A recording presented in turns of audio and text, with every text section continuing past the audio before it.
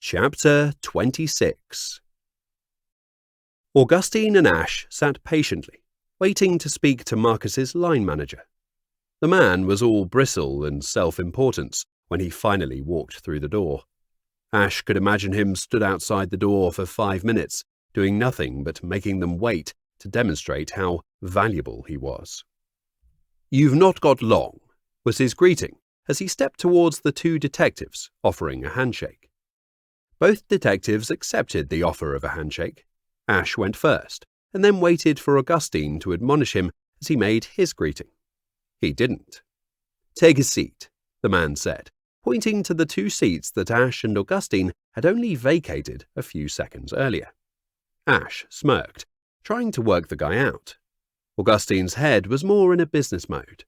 He didn't want to get caught up in a petty display of chest-puffing with a man who would be out of their hair in a matter of minutes. "Name?" Augustine asked, getting down to business as requested. "What?"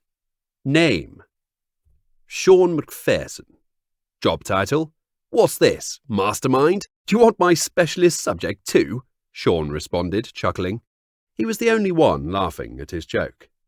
"Hopefully your specialist subject is answering questions about Marcus Bright, so we can get out of here quickly and you can get on with your day," Augustine deadpanned. "Point taken," Sean conceded. "Shall we get on with things?" "That's better. You interviewed Marcus Bright on the morning of the 31st of October, I understand." "Yes." "And how was he?" "He seemed stressed, but this is a role that he has been after for some time now. I'm not sure he was any different to how I expected someone interviewing for a role that they have coveted for such a long time." "So he wasn't unduly agitated or aggressive?" "You're asking me if he came across like someone who had just killed his wife?" "No, not at all.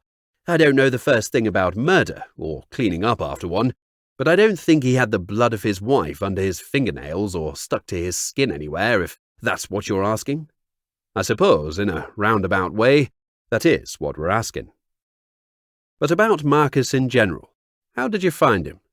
"Up and down. We're going through a batch of training at the moment regarding mental health and the warning signs to look out for if you want to help a colleague.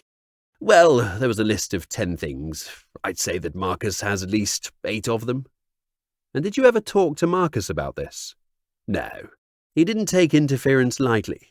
He saw himself as a strong and capable man, as well as being a strong and capable financial advisor. I guess you've spoken to his secretary already?" "Yes," Augustine replied. "Well, I'm sure she's already told you that Marcus didn't like her support in a case.